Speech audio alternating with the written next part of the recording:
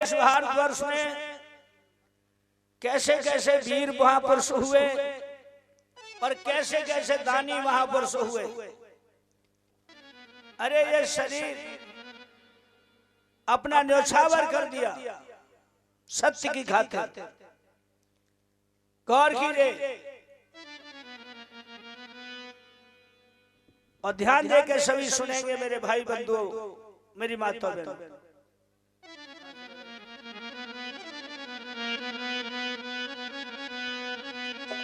सुनो सज्जनो हाल श्री हरिश्चंद्र दानी का,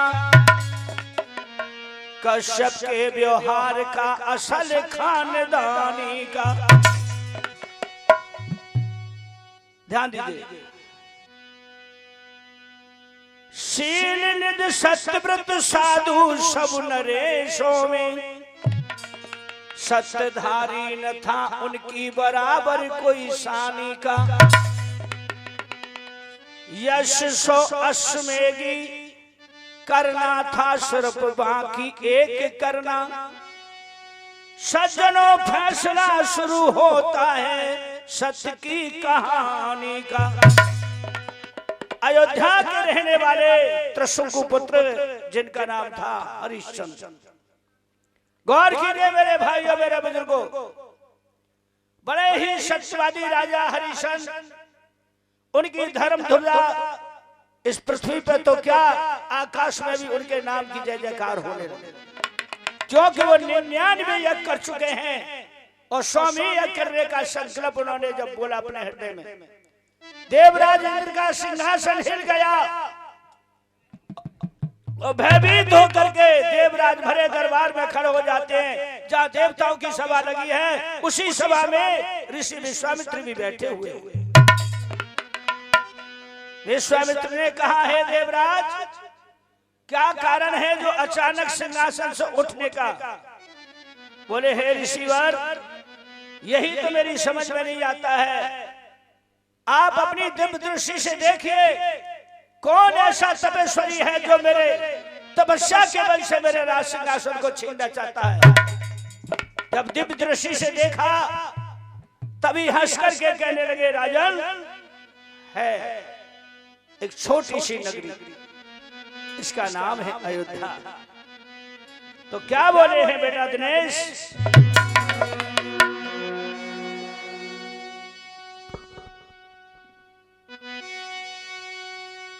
देखिए मेरी कहानी में धीरे धीरे धीरे धीरे आनंद बढ़ेगा, शुरू होगा। एकदम आनंद कहानी में नहीं बरसाया जाता और जैसे जैसे कहानी व्यतीत होती जाती उसी तरह आनंद भी आता जाता है।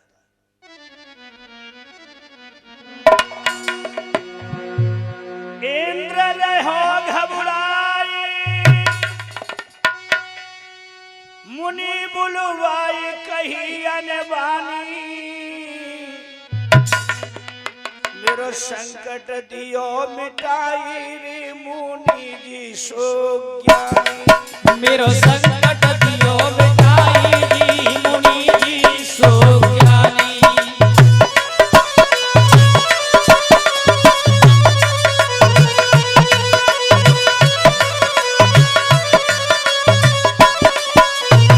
आज देवराज इंद्र ने कहा कि हे ऋषिवर यही मेरा संकट है। कौन है जो मेरे तपस्या के वजह से राज सिंहासन को छीनना चाहता है? सुनकर इतने बैन लगे यो कहन, सुनो सुज्ञानी सुनो सुज्ञानी। तुम काहे को रहे घबराई रे के मन त्यारे की जानी। तुम काहे को रहे घबराई रे के मन त्यारे की जानी।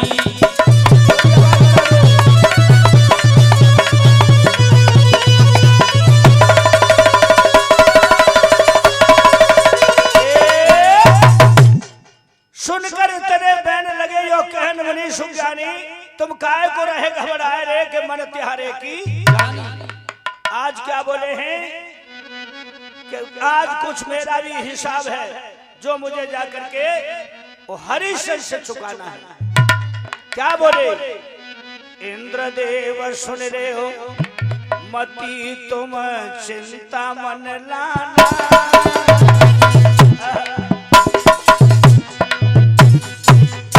अरे इंद्रदेव सुन ले ओ मती तुम चिंता मन लाना। अरे हरिश्चंद्र का सत्य आज मोए जाकर अजमाना।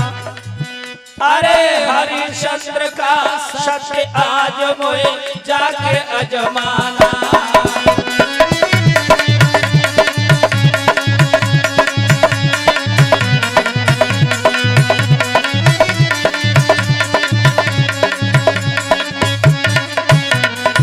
विश्वामित्र जी ने कहा कि हे राजन, घबराने की कोई बात नहीं, क्योंकि मैं भी कोई साधारण महात्मा नहीं।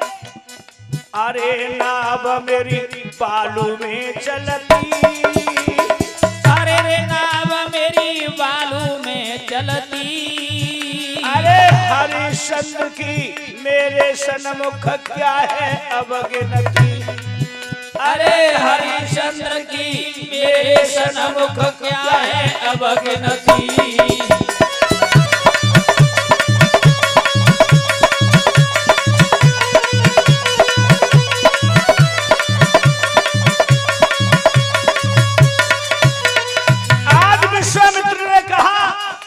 संसार की नाव है जो पानी में तैरती है, इस विश्वामित्र की नाव है वो रेती में चलती है, रेती में।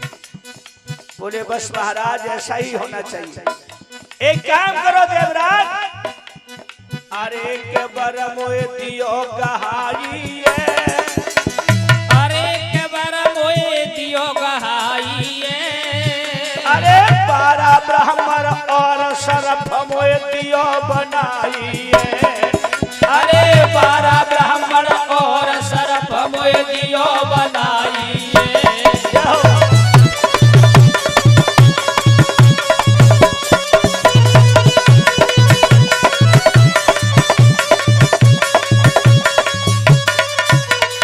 आज ऋषि विश्वामित्र ने इंद्रदेव से 3 वरदान प्राप्त किए। 3 हरिश्चंद्र का सत्य दिखाने के लिए गौर कीजिए मेरे भाइयों। पहले वरदान में सुगर का रूप मांगा, क्या सुगर का। दूसरे वरदान में महात्मा यानी ब्राह्मण का रूप मांगा। तीसरे में सरफ का वरदान मांगा, सरफ योनि का।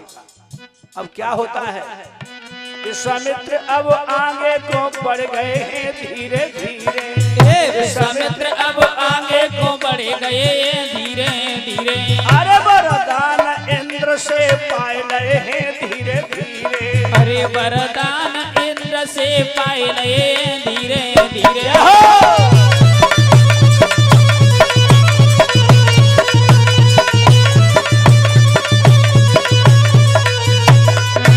अरे पाए वरदान चले हरसाई। अरे पाए वरदान चले हरसाई। राजा की बगिया पर आई। अरे राजा की बगिया पर आई। अरे ये तो बगिया को नाश उड़ाए रहे हैं धीरे धीरे।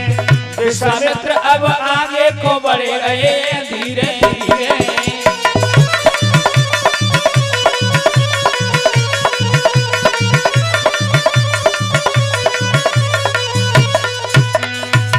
हेलो, श्री बुदेल सिंह यादव सरपंच साहब महाराज जी की बहुत सुंदर कथा पर प्रसन्न होकर के 101 रुपए देते हैं। बहुत बहुत धन्यवाद।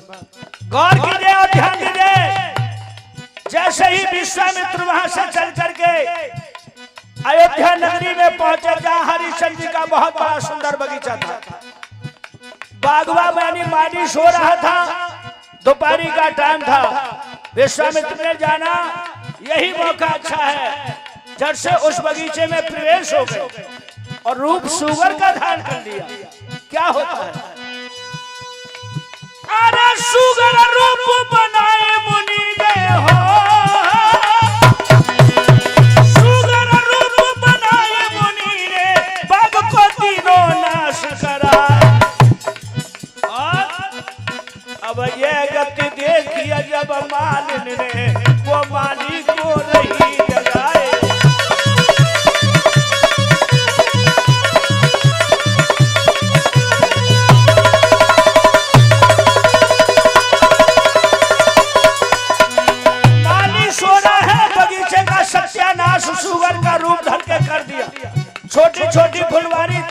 उसको पलट दिया। मालिन ने देखा, माली के जोरे भाग के पहुंची, माली माली माली, अरे आंखें खोल, आंखें खोल न देख बजारे तो पूरे हो कछुरा, जो कछुरा जा आय के देखे तेरी खाल बचेगी ना।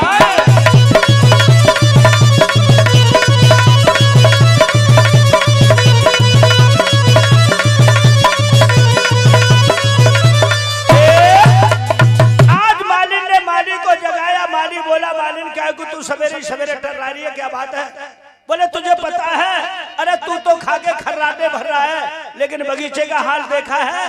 बोले क्या हुआ?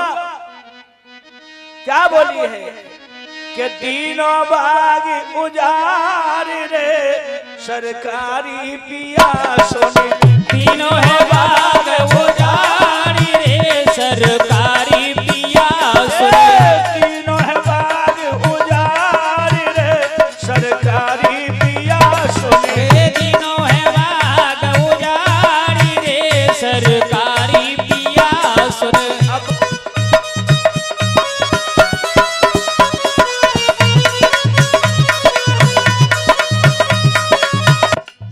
तीनों है बाग उजाड़ रे सरकारी पिया सोने, तीनों है बाग उजाड़ रे सरकारी पिया सोने।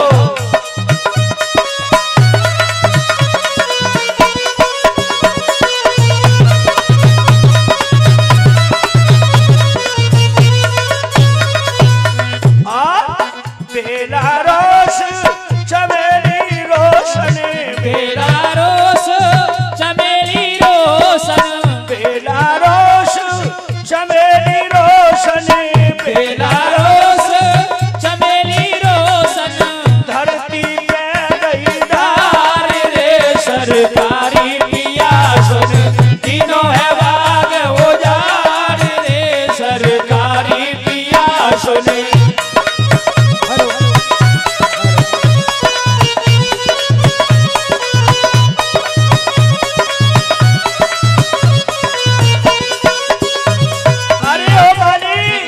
बगीचे का तो न जाने जो मेरे सामने लोग खड़े हुए हैं, आदरणीय मेरे भाइयों,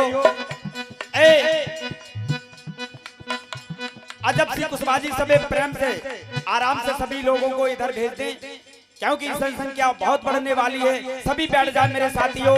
देखिए हमारा सौभाग्य के भजन सम्राट आदरणीय आचार्य वर आपके सामने हैं। सभी लोग कथा को बैठ करके आसन लगा करके सुनिए। धन्यवाद। अरे डारे तोरे नरंगी निबुआ, डारे तोड़ी नरंगी निबुआ, डारे तोरे नरंगी निबुआ, डारे तोड़ी नरंगी निबुआ, खिन्निया अनार रे सरकारी पिया सोने, तीनों है बाग उजाड़ रे सरकारी पिया सोने।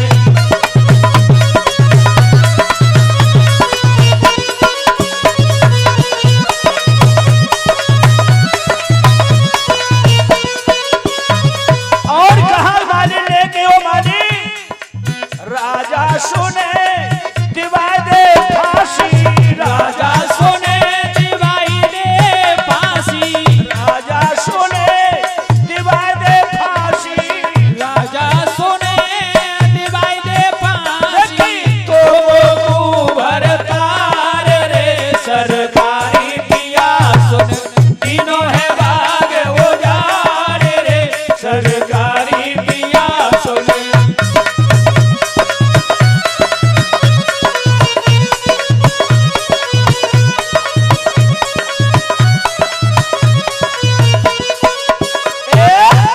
आज बागबान ने माली रे जैसे ही बगीचे को देखा है, छोटी छोटी तरकारी सब उल्टी उगनी बिगड़ी है। आज देख करके माली बोला, मालिन मैं तो खर्राटे भर के सो गया भोजन करके, मुझे ऐसा ही नहीं मालूम पड़ा कि इस बगीचे में कौन जानवर आया। मालिन कहने लगी देख ले जल्दी से, नहीं तो राजा को यदि मालूम हो गई तो तू तो मरेगा, लेकिन वो संग लेके मरेगा, मैं यो फांसी संग। और राजा हरिश्चंद्र के दरबार में पहुंचा। शाम का वक्त था। हरिश्चंद्र जी ने पूछा है, हे बागवा, ये किसने तेरी ये दुर्दशा किया है, उसे साफ साफ मुझे बता। अमर रहे गति सदा जी कोई अन्नदाता सरकार।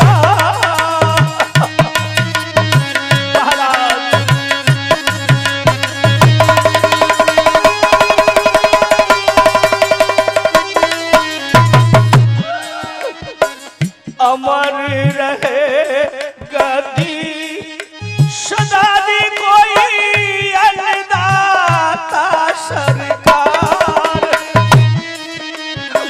दुहाई श्री महाराज की जी मेरी सुनियो एक पुकार।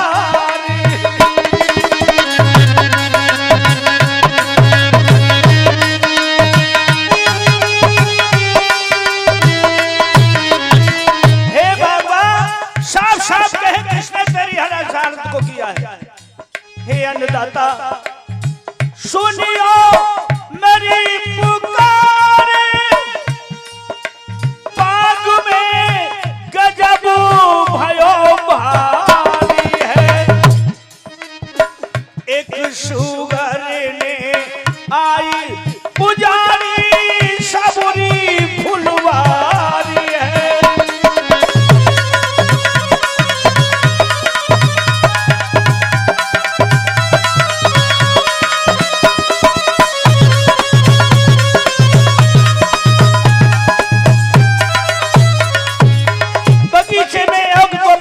शुगर आया है महाराज, वो बड़ा ही बलंकारी है, उसने सारे बगीचे का सत्यानाश कर दिया है। चौतरफा की रोश तोड़ गई, तोड़ी सब तरकारी है। मैं बिड़ारन गयो मेरी ये हालत कर डारी है।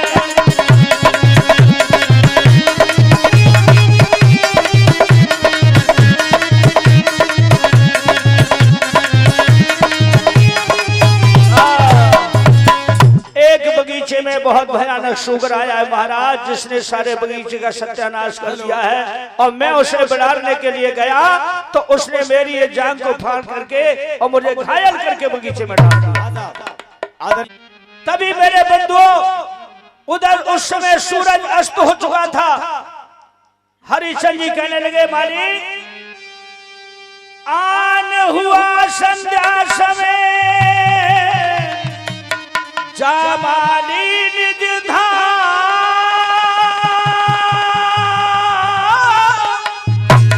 और इस समय जीव सता बुना मेरा महापाप का काम। इस समय यदि मैं किसी की जान लेता हूँ या किसी जीव को सताता हूँ, मुझे पाप लगेगा।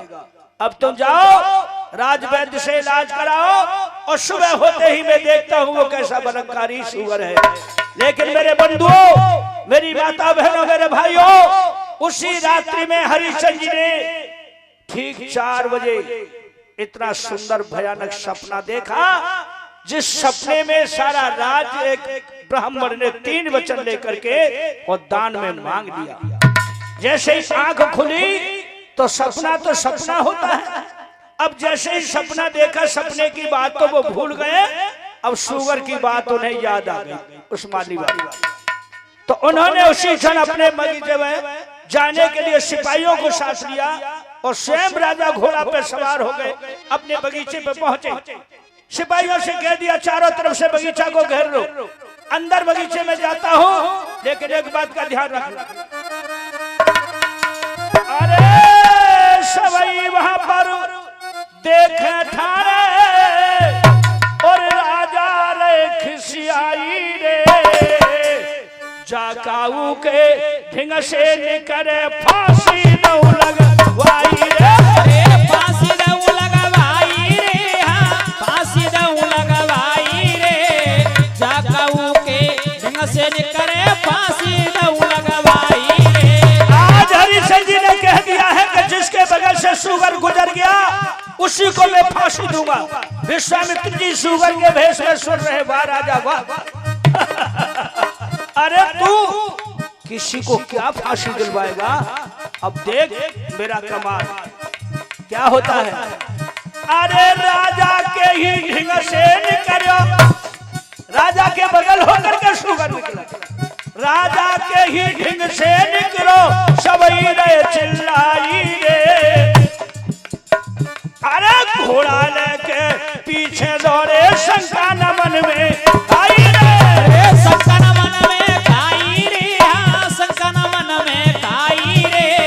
घोड़ा लेके पीछे भागे, डर रहे लगाई रे। अरे होनी आ गई हरिश्चंद्र में। समय कह के नहीं आता है लोगों, समय बहुत बर्बाद होता है। होनी आ गई हरिश्चंद्र पे, अब कछु हो न जाई रे। अरे जब ही राजा के ढिंग से निकलो, सबई रे चिल्लाई रे, सबई रे चिल्लाई रे, हाँ सबई रे चिल्लाई रे। तब ही राजा के ढिंग से निकलो, सबई रे चिल्लाई रे। महाराज देखो वो जा रहा है शुगर आपके बगल से निकल कर, घोड़ा को पीछे दौड़ा दिया और हुआ क्या लोगों? अब ये गत शुगर ने कर दी लीला रहो दिखाई रे। अब यह गति देखी जब राजा ने, आगे सुनो चतलाई रे।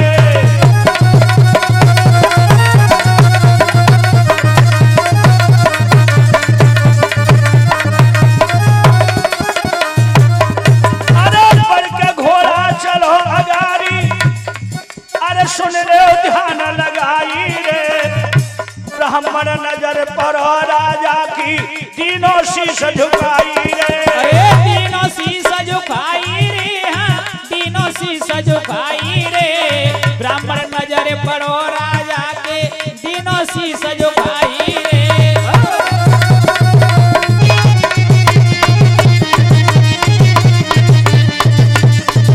दिखाई देते हैं इस तरह राजा को बगीचे में चकमा लगाया। एक तरह से जाकर के मोड़ से मुड़ जाते हैं, वह शुगर अंतर ध्यान हो गया और झट से ब्राह्मण का रूप बना लिया। राजा जैसे ही पहुंचे हैं, राजा ने जैसे ही ब्राह्मण को देखा, घोड़ा को रोक लिया, घोड़े से नीचे उतर के ब्राह्मण को दंडवत किया है। ध्यान दीजिए मेरे भाइयों। तभी राजा ने कहा, अजी महाराज मेरी बात ध्यान से सुनिए, बतलाओ इस बाग में कब से गए हो आए, नजर आपकी में पड़ा यहाँ कोई बारह। मुझे यहाँ तक दिखाई दिया है, इसके बाद शुगर अंदर ध्यान हो गया और आप नजर पड़े हैं। इतनी जगह पे तुम यहाँ जो कब से आए हो, कितनी देर हो गई तुम्हें? इतना सुन करके मंद मंद मुस्कुरा करके विश्वामित्र जी ब्राह्मण के भेष में कहते हैं, राजन 2 घंटे आए हुए इसी जगह नरना, हमने तो देखा नहीं सो यहाँ कोई बारह। तुम बारह की बात करते हो, यहाँ होकर के हमने तो किसी पक्षी को भी निकलते नहीं देखा। इतना सुनते ही हरिचंद्र जी ने कहा, चलो खैर कोई बात नहीं, तुमने न देखा, लेकिन ये हरिश्चंद्र का नियम है, जो कोई भिक्षुक ब्राह्मण या मुझे संत पहली बार मिलता है, उसे बिगर दान दिए मैं आगे कदम नहीं रखता हूं। मुझ पर ध्यान दीजिए, जो चाहे सो मांग लो ध्वजवर दीन दयाल, सत्य प्रतिज्ञा कर कहूं सो पूरो करूं सवाल। तुम्हें जो अच्छा लगे मुझसे मांग लीजिए। तभी विश्वामित्र जी कहने लगे, राजन कहना आसान है, करना कठिन है। मुझे ऐसा वैसा महात्मा मन समझो जो दर दर की भीख मांगता फिरू। अरे दान वहां से लेता हूं, लेने में मुझे सुविधा हो, उस दान को छूता तक नहीं, पीछे से फिर भजीता हूं। इसलिए राजा पहले विचार बोले, सोच लिया महाराज। हरिश्चंद्र जी ने कहा है कि मांग लीजिए जो भी आप मांगना चाहते हो।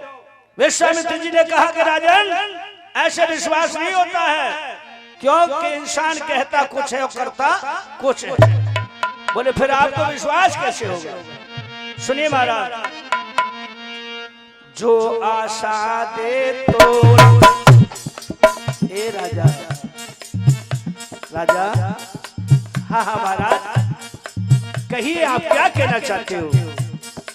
जो आशा दे तोरे प्राण दो छोड़े न बिलम लगाऊं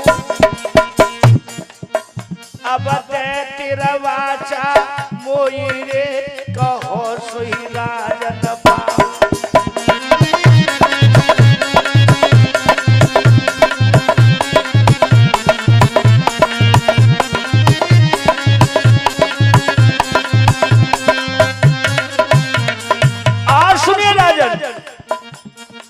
करुण इतनी लान लिए बिन दान न खाना खाऊं छोटो सो एक सवाल रे कहो तो अवई बताऊं।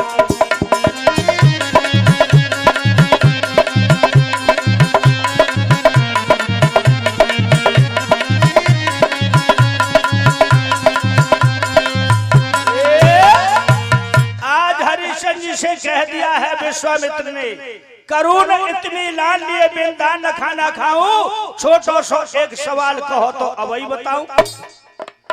ध्यान दीजिए मेरे बंधु उस हरिश्चंद्र उसी क्षण अरे जब गंगा भूप उठाई अरे जब गंगा भूप उठाई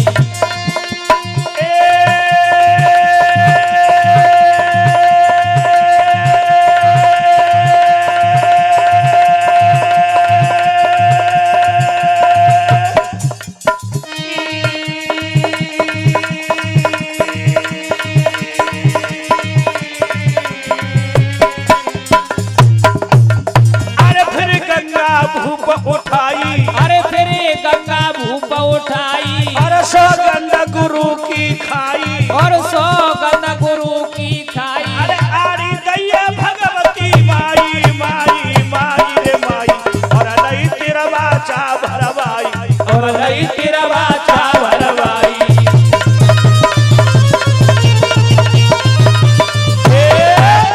गंगा को साक्षी देकर के हरिचंद्र ने 3 वचन महात्मा को बगीचा में भर दिया।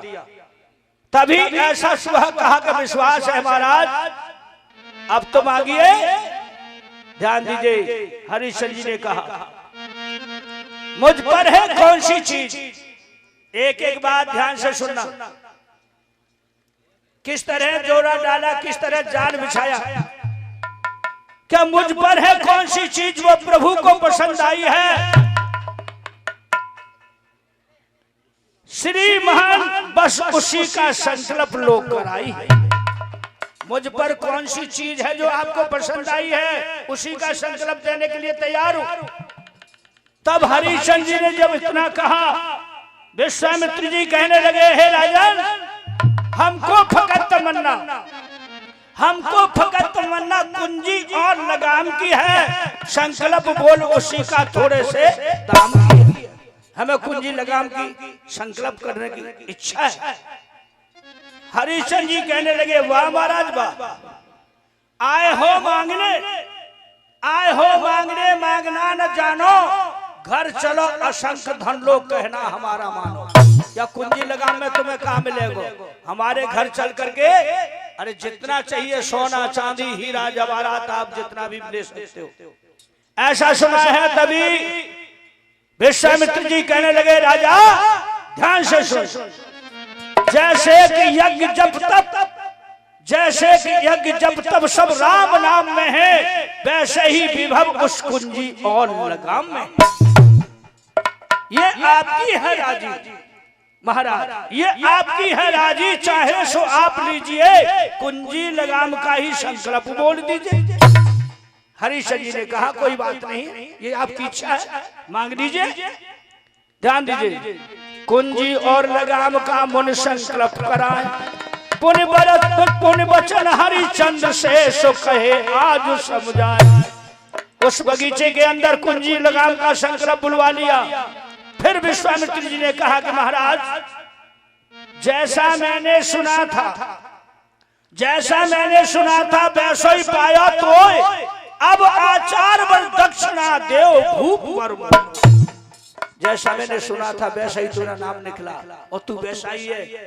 संकल्प तो बोल चुका, अब मेरी दक्षिणा बाकी है। दक्षिणा हरिचंद जी कहने लगे बस अजी महाराज जैसा मनमाना लिया, जैसा मनमाना लिया मांगो वैसे ही दान और वैसे ही मांगो दक्षिणा दऊ सहित सम्मान। जिस तरह आपने अपनी मनमानी से दान मांगा है कुंजी लगाम का, वैसे ही दक्षिणा भी मांग लीजिए। विश्वामित्र जी कहने लगे हरिचंद दीजिए दीजिए दीजिए दीजिए 60 भार सोना है, ऐसे महादान में से कमती जरा न होना। हरिचंद जी नहीं समझ पाए, हंस करके कहा महाराज लीजिए लीजिए लीजिए लीजिए दऊ 60 भार सोना है, घर चलो बतला दूं खजाने का एक कोना। इतना सुनते ही विश्वामित्र जी कहने लगे वाह राजा वाह, ओ अज्ञानी भूप बचन अब मेरो सुन लियो। अरे ओ अज्ञानी भूप बचन अब मेरो सुन लियो। अरे अब कहते ने कही के राजा फिर के मत कहियो। अरे अब कहते ने कही के राजा फिर के मत कहियो।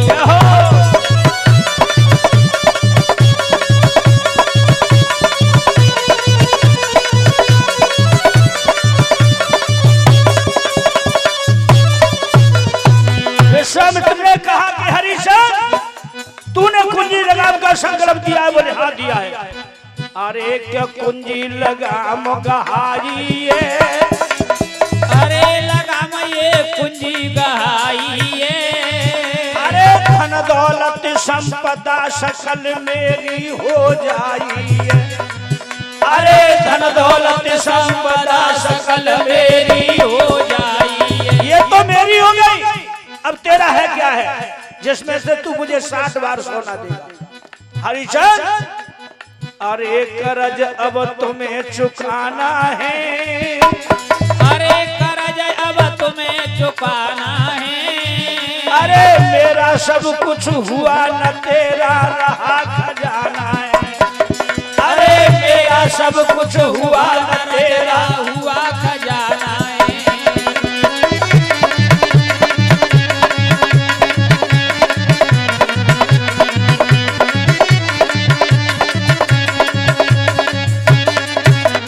अरे भूप हम मांग रहे भिक्षा। अरे भूप हम मांग रहे भिक्षा। अरे अब तो मेरी देव दक्षिणा क्या तेरी इच्छा। अरे अब तो मेरी देव दक्षिणा क्या तेरी इच्छा।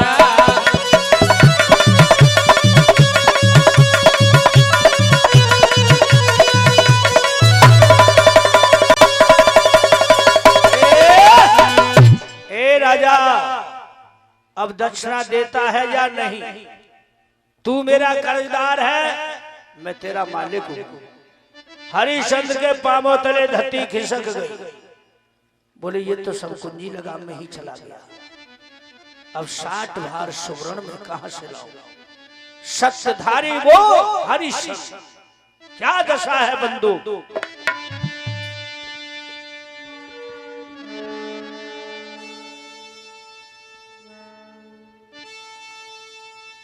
आज इस तरह हरिचंद जी का हाल हो गया। मेरे भाइयों मेरे बुजुर्गों, सुनी पिपरा की बात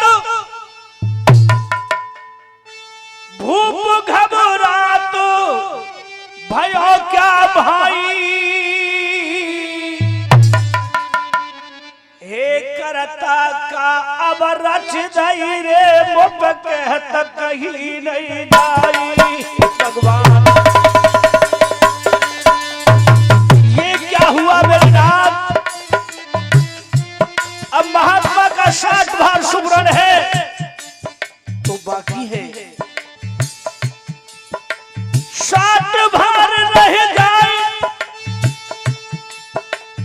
अरे रहो समझाए कगिरा सुनाई कगिरा सुनाई।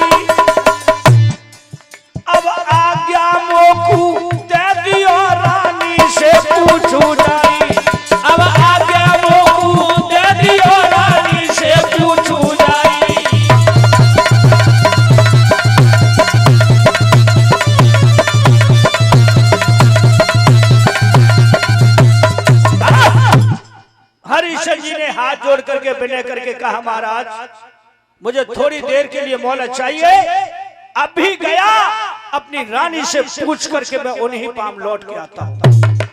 विश्वामित्र जी कहने लगे, रहने दे, तेने दे दिया और हमने ले लिया। तू राजा होकर के इतनी बातें बनाता है, वो तो तेरी नारी है, तेरी घरवाली है, वो कैसे राजी हो जाएगी? बोले महाराज मुझे उसके ऊपर विश्वास है। तो क्या दशा है लोगों और क्या होता है हरिश्चंद्र जी से? विश्वामित्र ने कह दिया, जाओ लेकिन शीघ्र आना है, देर नहीं करना। अरे जब राजा रे महलन कूरे जाई,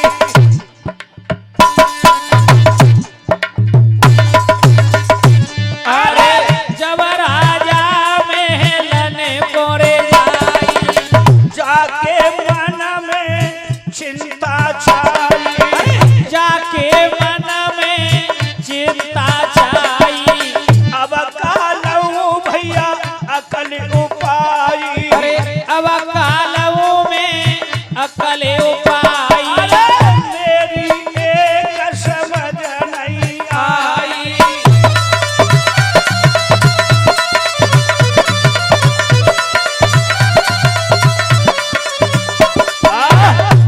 राजा इस तरह सोचता हुआ मेरे बंधुओं अपने रणवासों में पहुंचे हैं।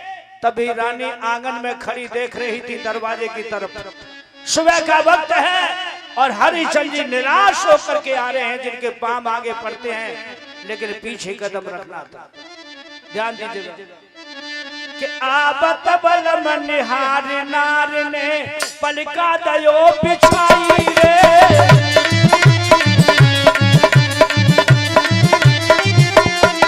अरे तोर झपट के पति अपने गुजर दीनों शीश झुकाई रे।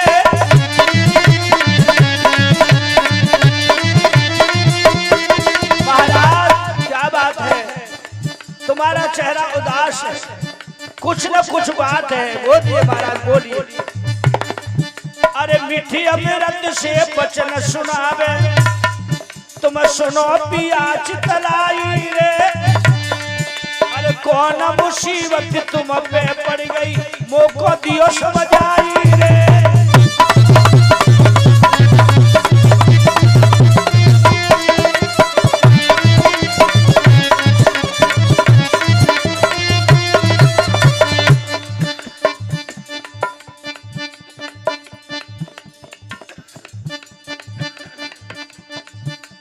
थोड़ा घास दे रहा है लाल, संभालते रहो, गौर कीजिए। अरे अपनी दासी को मेरे सजना तुम दियो बोल सुनाई रे, तुम जो दुखी दुखी हम पहले क्यों तुम बोलत नहीं रे।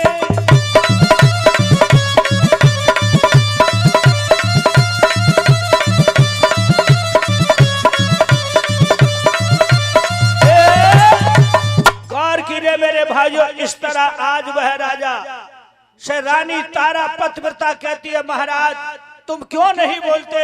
जब जब तुम्हारा महलों में आना होता सूरज की तरफ तुम्हारा चेहरा दमकता था, आज तुम्हारा चेहरा काला पड़ गया है, जोलियां पड़ी हैं मेरे नाथ, कारण क्या है?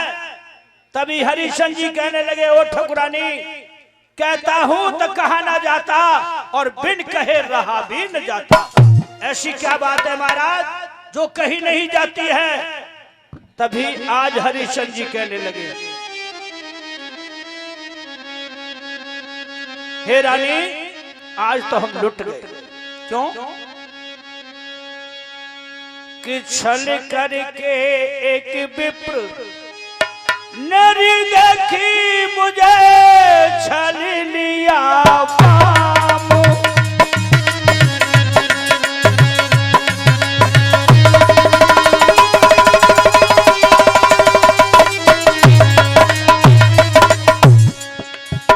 छल करके एक विप्र ने देख मुझे छल लिया पामू, करवाया संकल्प प्रिय मेरी राजो पाट धन धाम।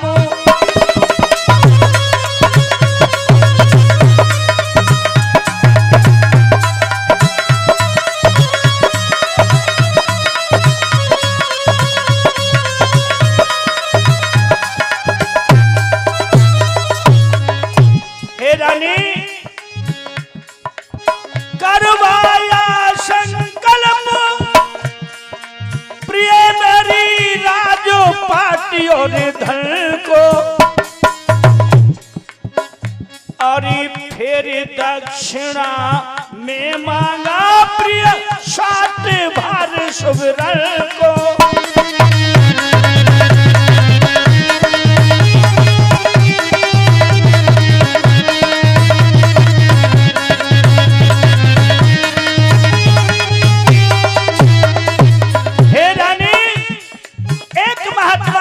वचन दरवाजा लेकर के मेरी राज को दान में मांग लिया, फिर मुझसे 60 भार सुवर्ण दक्षिणा का मांगा।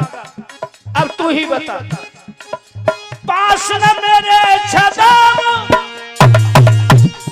अरे किस तरह पूरा करूं परण को। अरे सतवंती शत्रु छोड़ू तो मेरे लगे ताजपुर कल को।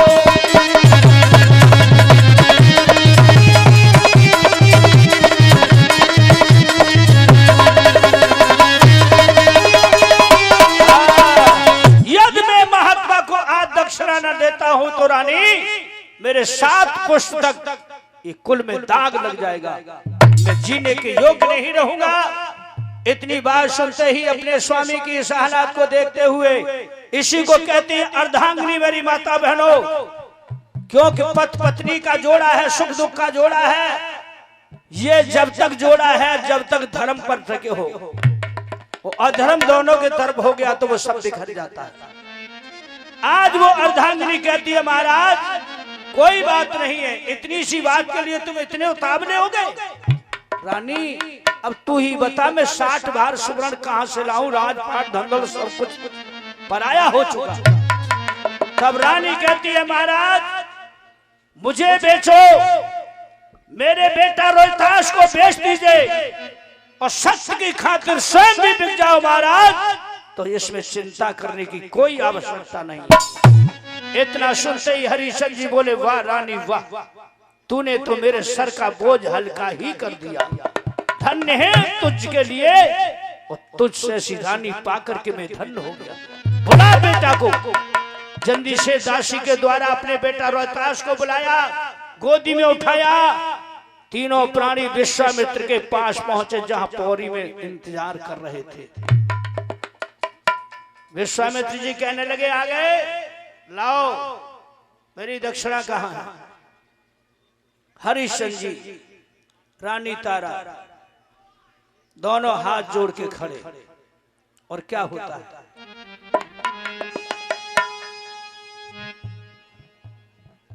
बोले हे ईश्वर ध्यान से सुनिए मेरे भाइयों मेरे बुजुर्गों। से कहा हरिश्चंद्र जी ने, तभी वह तीनों प्राणी चल करके विश्वामित्र के पास पहुंचे। विश्वामित्र जी ने कहा लाइए मेरी दक्षिणा कहां है। तभी आज हाथ जोड़ करके कहा गौर दीजिए, और किस प्रकार से तीन दे खड़ी सामने हो अजी हे महाराज, तीन देह ये खड़ी सामने, स्वामी सुन ले वचन हमारा, और हमें बेच कर कर्ज चुकाए लो, हमको कोई नहीं दरकार।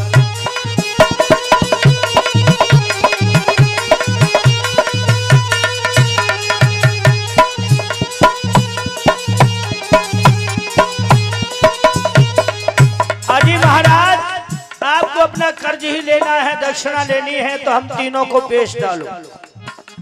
इतना सुनते ही विश्वामित्र जी क्रोधित हो गए। गुस्सा होके मुनिवर बोले राजा सुन ले ध्यान लगा, कौन जगह हम तो बेचे, सारी जमी तेरी कहलाए।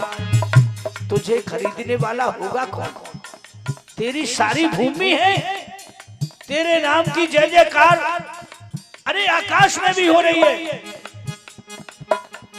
हाथ जोड़े तब राजा बोले, मुनिवर सुन ले वो ध्यान लगा, काशी एक बसी है न्यारी, वहाँ काऊ को साजा है ना, तीन लोग खते न्यारी कहिए वहां पर देव हमें बेच सुनाए।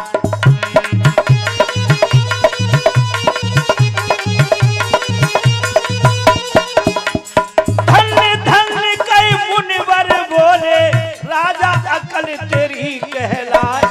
चलो वहीं पर तुम्हें बेच कर अपना ले हम कर्ज चुकाए।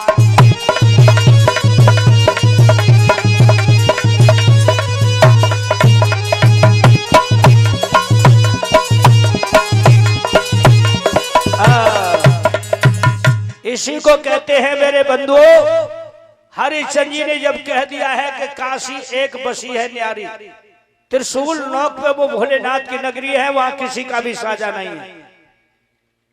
चलो आप हमें वहां कर जाकर के बेच दीजिए, कोई न कोई हमारा ग्राहक तैयार हो जाएगा।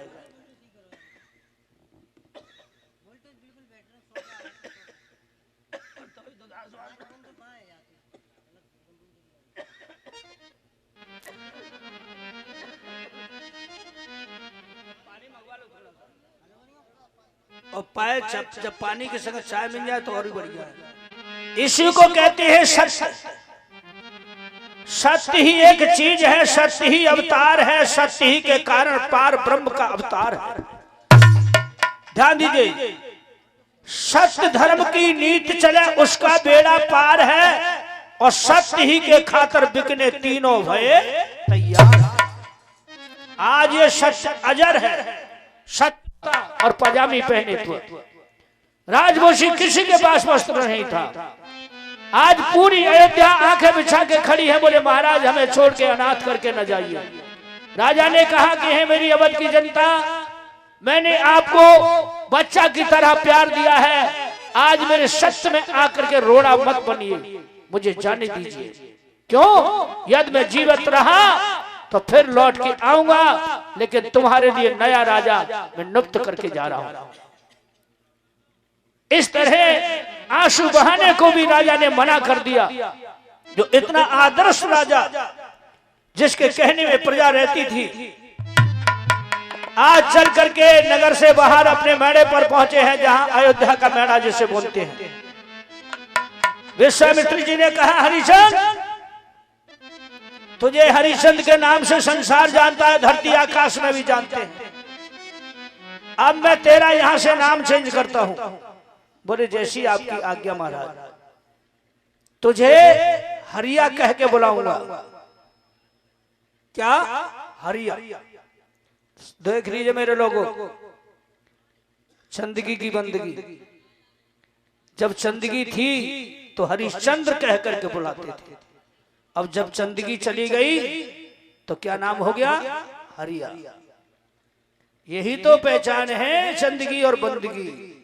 सोचिए मेरी माता बहनों, मेरे भाइयों, आज अपनी नगरी के लिए किस तरह प्रणाम करते हैं हरिश्चंद्र जी और रानी तारा बेटा रोहतास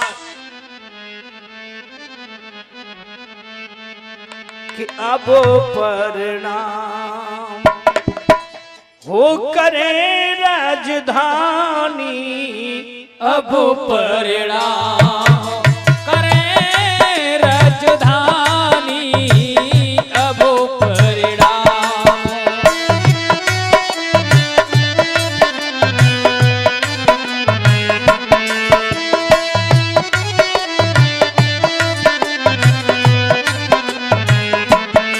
आज हरिश्चंद्र जी कहते हैं कि हे माता, तू हमारी जननी है, हम तेरी संतान हैं, और अब तक कियो अन्न जल तो में और सुख पायो महारानी। अब तक कियो अन्न जल तो में सुख पायो महारानी। आज अयोध्यापुरी हमारी, आज अयोध्यापुरी हमारी उठ गयो यहाँ से दानो पानी। अब परिणाम करे राजधानी, अब परिणाम।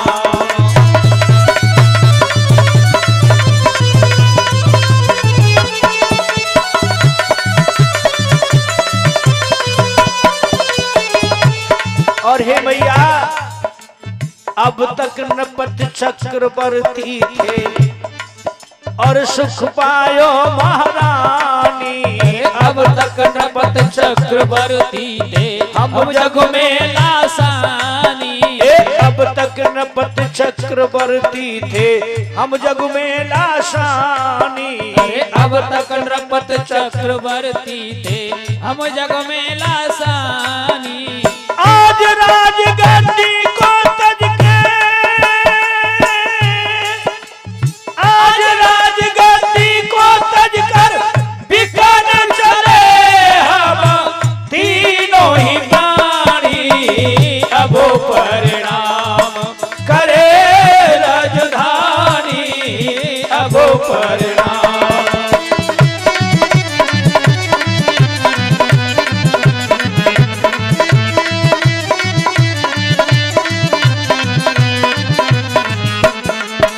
और कहा हे माता, जब तक हमारी किस्मत में राज सुख भोगना था हमने बहुत भोगा। आज हमारा दाना पानी यहाँ से उठ चुका है माँ, हमको क्षमा कर देना। आज तलक तू रही हमारी, अब हो गई वीरानी। आज तलक तो रही हमारी, अब हो रही वीरानी। आज तलक तू रही हमारी, अब हो रही वीरानी वीरानी। आज तलक तो रही हमारी, अब हो रही वीरानी। क्या क्या दुख सुख लिखे करम में, क्या क्या दुख सुख लिखे करम में, विधि गति हाई की ना होने न जानी। अब परिणाम करे राजधानी, अब परिणाम।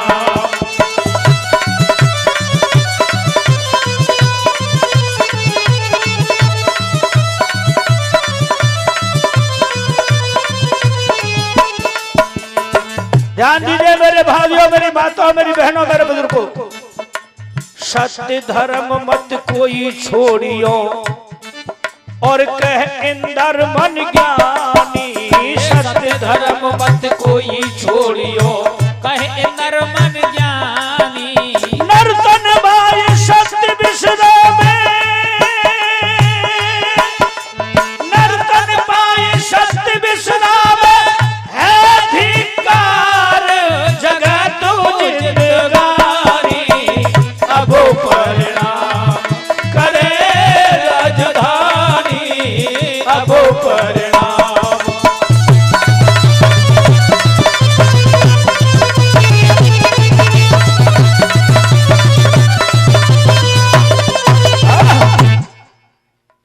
तारा रोहित के सहित हरिचंद्र गुड़धाम अवधपुरी को कर चले सो बारंबार प्रणाम। वो तो सतयुग की बात है। आज किसी से एक झोपड़ी भी नहीं छोड़ी जाती मेरे बंधु, छोड़ेगा मर जाएगा। ये सत्य की बात है कि बस सच पे अटल होकर के आज सब कुछ राजपाट धन दौलत सब कुछ दे करके भी फिर भी दक्षिणा 60 बार सुमरण बाकी रहा तो स्वयं बिकने के लिए तीनों प्राणी चल पड़े। छोड़ा अवध का राज लेकिन सत्य नहीं त्यागन किया, बिकने को मुन के संग में मार्ग बना रस खा लिया।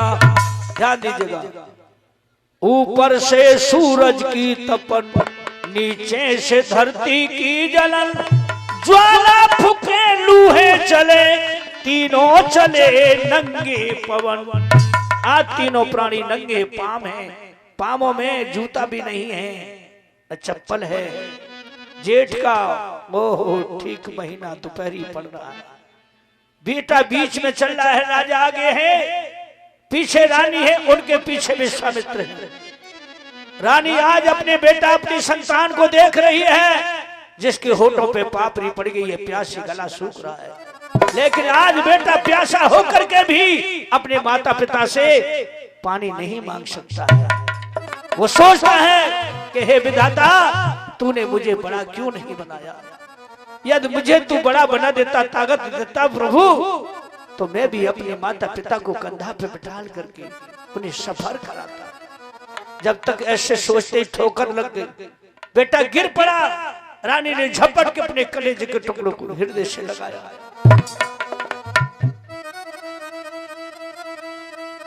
रानी कहने लगी, महाराज अरे मुझे मन देखिए, तू अपनी औलाद को देखिए, जो आज बेटा प्यासा होकर के भी पानी नहीं मांग सकता। 12 सुतरोतास, मेरे नाथ देखो ना अपनी संतान को क्या हाल हो रहा है। 12 सुतरोतास लगी रही प्यास, अरे त्रास यतिवारी। अब चाप चला न जाई रे उमरिया सैया वारी।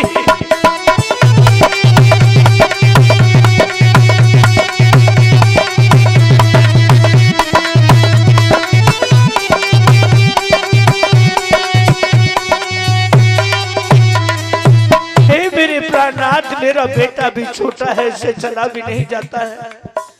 अरे आप पिता है, मैं माँ हूँ। अति दीन दीन पति भई देह पर गई धूप से काली। लक लक बेटा की ओर रे जकी रोवती है।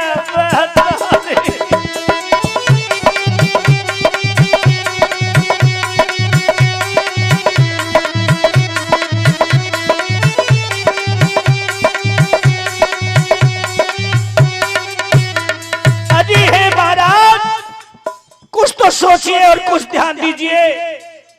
अरे मेरा बेटा यार पानी की बूंद बूंद के लिए तरस रहा है, लेकिन वो प्यासा होकर के भी पानी नहीं मांग सकता है। जो बेटा कभी पैदल नहीं चला, आज वो हमारे साथ पैदल चल रहा है। अरे कबहू गोद से नहीं उतारो महाराज।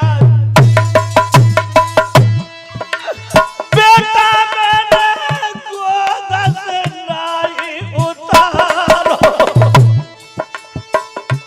मेरे नाथ मैं तुम्हारे हाथ जोड़ती हूँ,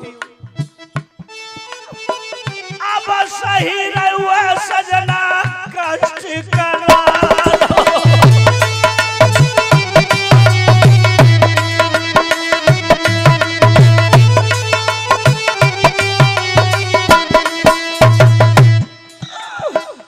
अब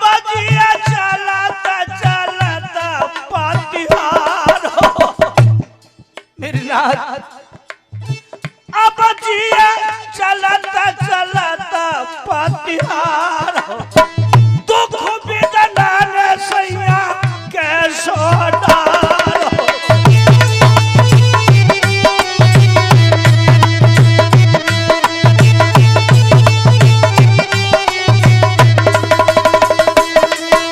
आज इस तरह गोरे बंधुओं चलते रहो। रानी आज अपनी आंखों से आंसू एकदम से भर आती है। किसके लिए? अपने बेटा के लिए, अपनी संतान के लिए। इसी को कहते हैं, ध्यान दीजिए मेरे बंधुओं, समय समय की बात समय को परखत ज्ञानी। अरे समय पे पड़ती धूप, समय पे बरसत पानी।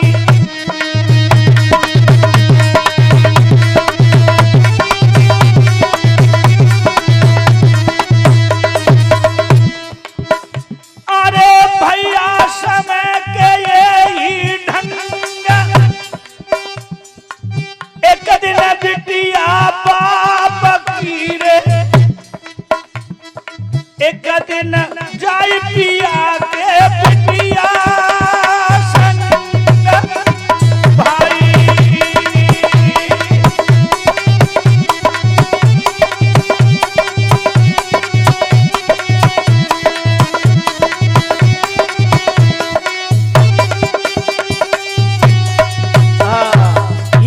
कहते हैं समय कभी कह के नहीं आता मेरे बंधुओं, कहाँ तो राज को राजा चलाते थे, कहाँ आज वो रास्ते में पैदल जाते दाने दाने के लिए मोहताज। 60 भार सुवर्ण का कर्ज है ऊपर खोपड़ी में रखा है, और कर्जदार जो भी है सेठ है जो राजा है वो साथ में जा रहे हैं विश्वामित्र।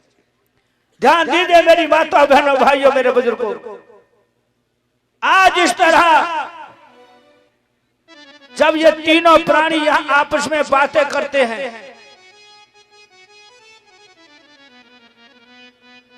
गौर कीजिए और ध्यान दीजिए।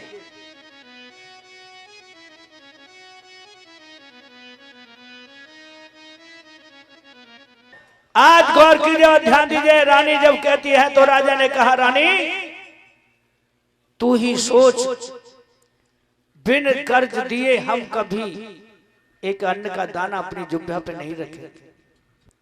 हरिश्चंद्र जी इतना बात कर रहे थे, विश्वामित्र जी मन में सोच रहे थे कि यही जगह बढ़िया है, अभी तक तो ये सत्य पे हैं, शायद ये यही विचलित है जाए तीनों में तो एक।